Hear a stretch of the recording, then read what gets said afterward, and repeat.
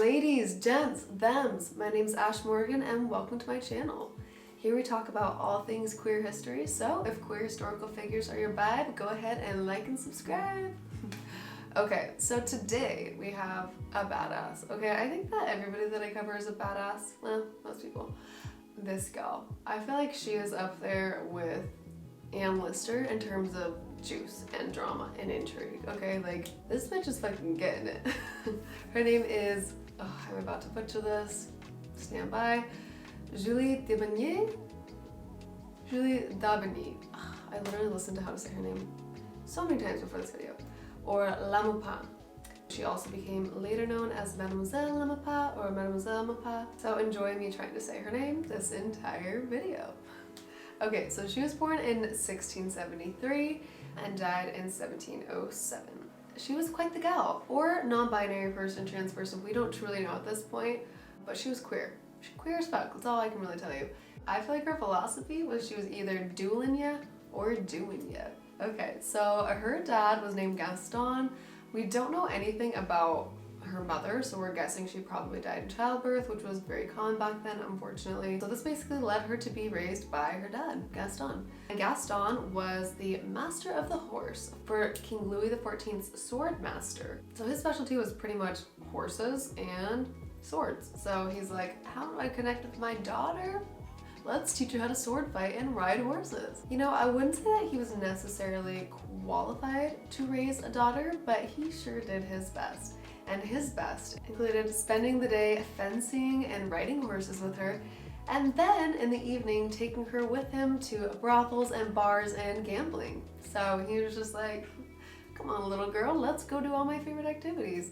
And I guess this is what happens when you let a man raise a girl in the 1600s. He did take her around with him to all these rough places, but he was fiercely protective of her. He would even threaten to kill any guy who tried to sleep with her. Unfortunately, the one man that he could not kill was his boss, aka the Count de Mangor.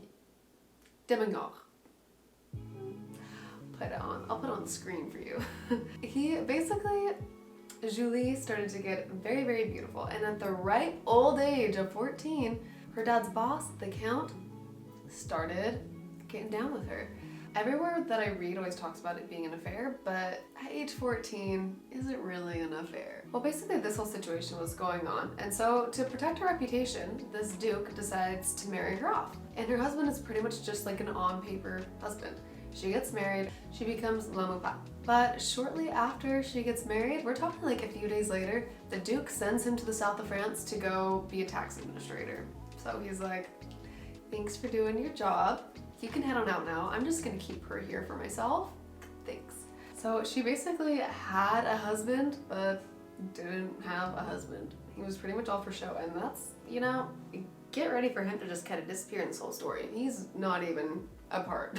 In fact, I really wonder, like, did he know this is what was gonna happen? Like, was he in cahoots? Did he get paid for this? Or did he just think like, hell yeah, this pretty bride, and then he just got shipped off? So she continued to basically go to school with the pages. So she was learning to read. She was very highly educated for a woman during this time. She also was learning fencing and horseback riding, which all these things were just like unheard of for women. Like it just was not a common thing, at least to be really good at them. So she's going to school with all these pages, and she was literally a better fencer than like all the other guys. She got really fucking good. Well, she turned 16, so she's been having her little affair or pedophilic situation with the Duke for the last 2 years. Well, she hit 16 and he's like, she still hasn't become more ladylike. She hasn't adjusted. She hasn't grown out of this tomboy phase. Like, so she's like, okay, bye bitch. I can tell when I am not wanted. She ends up finding a new lover, a wandering swordsman named Sir Anne. And at this point, she's 16, okay? They start just like traveling about a little bit, but then he gets into a duel and ends up killing the man. And basically he's on the run for his life from the authorities. So they're like, okay, there's a GTFO, and they just go all around France trying to like hide from this. In the end, her day job basically starts to be all these fencing demonstrations. So she's like dressing like a man, she's fencing, acting like a badass, like talking about how she can kick guys' asses and then doing it. And people would like all gather around and be like, what, who's this girl like dressed up like a guy fencing? She started to get a reputation where people started to be like, okay, this bitch is way too good at fencing. She cannot be a girl. She must be a guy dressed up as a girl pretending to be a guy. Feel those wheels turning in their brains. And she got a little pissed at this. One time during one of her demonstrations, one of the guys, he stands up and he's like, "You are way too good of a sword fighter to be a girl, okay? We are all getting conned here tonight. Like, you made us pay for nothing. You are not a girl, you are definitely a guy." And she was like, "Oh yeah," while he's in the middle talking, just pulls down her blouse, titties out, to prove to everyone. And that for sure shut him up. And she started incorporating this in a lot of her shows. She would just kind of take down the shirt, show off the titties to like reaffirm that she was a woman and that she really was that badass. She didn't give a fuck, okay? Well, let me just say, she was pretty boldly out with her sexuality. Like, she was pretty well known for being bisexual or for liking women, and a lot of the people who would come to her shows were women. She would actually be like fencing and demonstrating, and then also like singing. She was just kind of like a jack of all trades, just performing for people, and a lot of her fans were women. And surprisingly, this random like street performing of her fencing and singing actually was a great move for her career, because a prominent opera house in the area ended up hearing her and they were like, "You got star material, baby, like come join us." And so she ended up going to this opera house, and apparently she was an amazing actress and singer and was very beautiful and had a photographic memory. So altogether, just like, she was born to be a star. While she was performing opera and also still doing like her little fencing demonstrations, she ends up meeting one of her fans, this girl who we believe is named Cecilia, and they become passionately in love, like her most passionate lover to date. They're really not trying to hide it. They're not being secret. They're not being discreet. Her lover's family becomes aware of the situation because they're a pretty well-known, like, noble family in the area, and they were like, "Are you trying to kill us, ma'am? We do not do that." And so they take their daughter and they just ship her off to a convent, because what do you do with lesbians in the 1600s? You put them in a nunnery. So she gets shipped off to a convent, and they're like, "Ugh, crisis averted, thank God." Crisis not averted, because Julie is not going to stand for that, okay? Julie at this point is only 17, but she's a feisty one, and she is going to get what she wants, okay? So what does she do? She goes and joins the convent. But unfortunately, it turns out that nuns do not take very kindly to you consummating your lesbian love within their convents, and neither of them were very fond of Jesus. So all around, it just was not a very good fit. So they're like, this is just not gonna work for us. So how are we gonna get out? How are we gonna get out of here? We need to really like think of a good plan. And so of course, the most obvious course of action was to fake their own deaths. So conveniently for them, one of the nuns died, and Julie came up with this great plan. She was like, what if we dig up her body and then we put it in Cecilia's bed, and then we light the bed and the body and the convent on fire, and then we get the fuck out of here and pretend like we died in the fire. So what does she do? She digs up the dead nun, puts it in her girlfriend's bed, lights it on fire, and then they get on out of there. Now, the plan worked for about 3 months, where they lived in happy, loving bliss until they broke up. Unfortunately, this comes back to haunt her. People are like, I'm sorry, but desecrating the dead and body snatching and arson are just actually punishable by death. So we're just gonna have to burn you at the stake now. And also, she was being tried as a man because the family did not want the shame upon their family. No, they did not want anyone to know that this was a girl that their daughter was dating. So she was being tried as a man, and she was about to be burned at the stake. So she's like, what about the old count that I used to have sex with? Like, he could surely get me out of this bind. So she goes back to him, pulls all her charms, and he's like, okay, I'll talk to the king. Because as you remember, he is the king's master of the horse. He appeals to King Louis XIV, and King Louis is like, okay, yeah, that's like, you know, it's kind of an interesting story. Like, I applaud the girl for doing her thing. She has my pardon. Okay, so then she's like, oh, thank God, all is well, I'm out of that bind.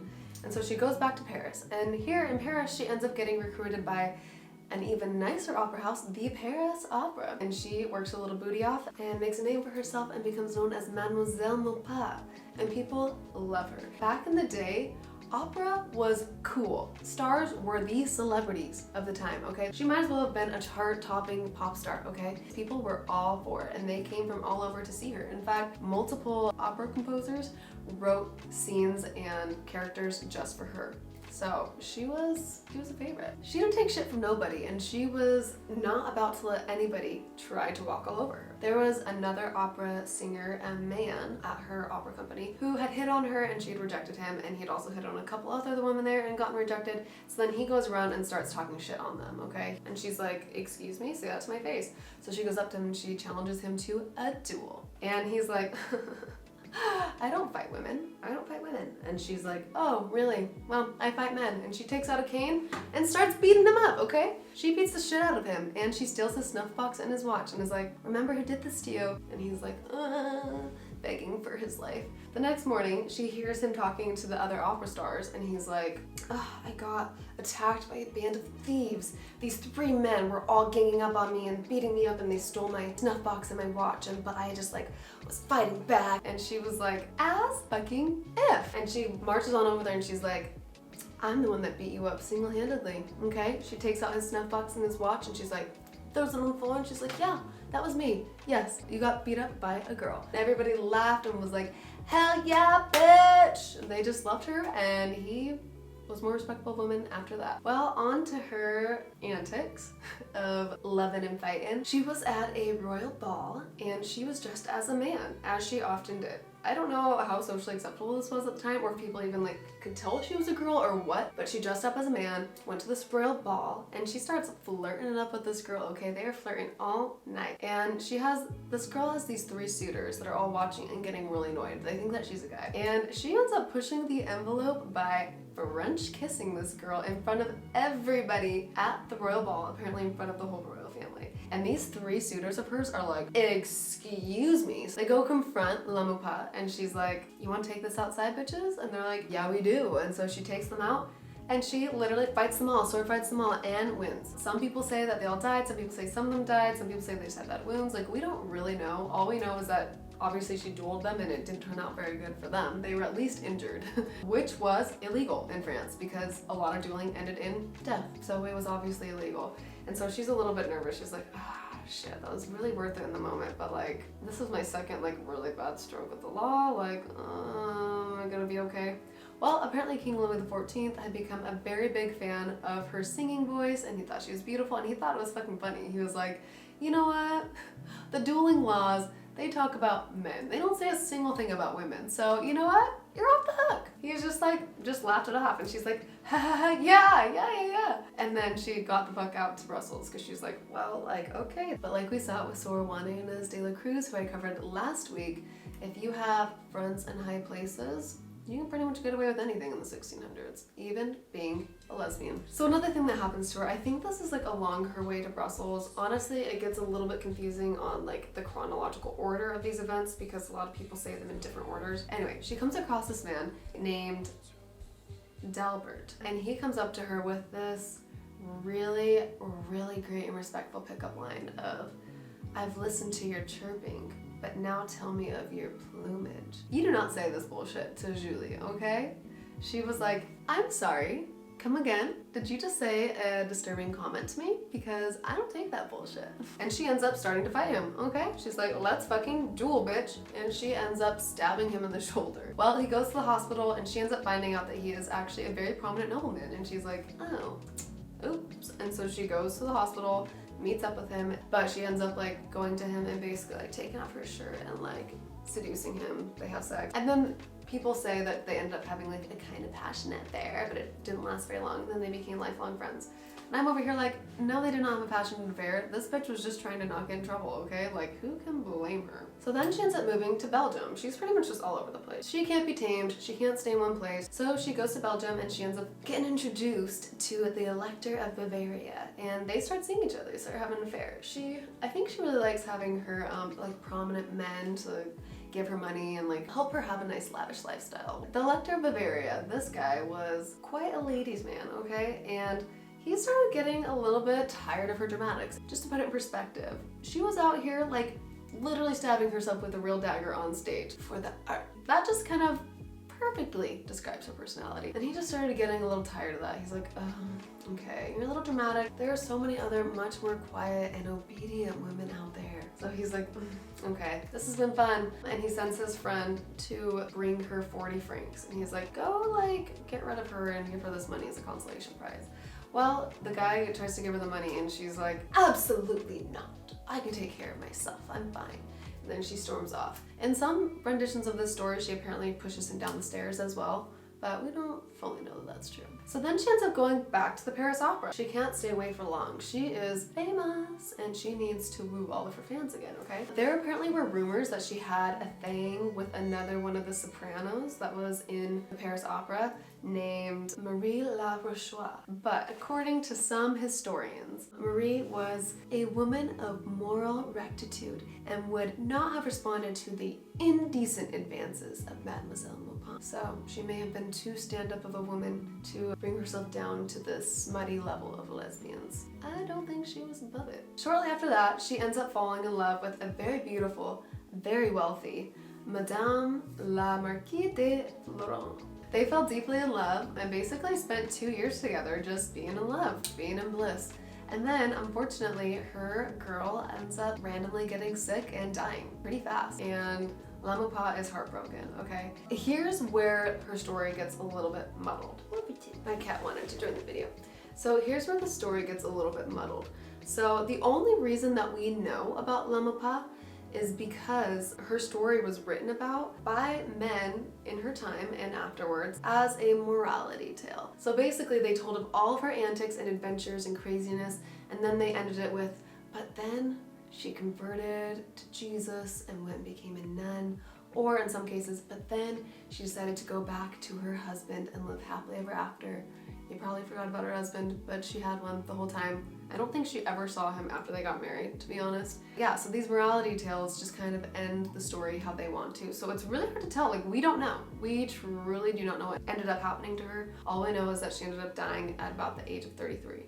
But most of this shit happened to her by the time she was 20. So her life was short, but it was packed. She lived a good life in those 33 years. I guess we can assume maybe she went to a convent for real after her heartbreak, but we just can't really truly know. Did she really change her ways? I doubt it. Even if she was at the convent, guaranteed she was getting down with the other nuns. Like, I'm sorry, I can't teach an old dog new tricks. Okay, so actually, the last little fact about her, in 1825, a man wrote a book about her, which I will put out on screen here, where he basically like took her story and then like changed things a little bit and like added some plot twists. And basically in his story, that guy that she stabbed in the shoulder, the aristocrat guy, and this guy's story about her, that guy and his girlfriend ended up both falling in love with La Maupin. This story was written in 1825, which was hardcore radical at the time, okay? It was all basically about the idea of sensual love regardless of gender. And subsequently, it did get banned in a lot of places by a lot of authorities, including the New York Society for the Suppression of Vice. What a fun place to work. Thank you for joining. Go ahead and like and subscribe, leave a comment below, and tune in next week. In the meantime, you can go listen to any of my other past queer history videos. Go check out my videos on Sappho, the lesbian queen herself, and Sor Juana Inés de la Cruz, who was basically romping around the same time period and also being real gay and nunny. Okay, and I will see you guys next week. Thanks for tuning in. Bye.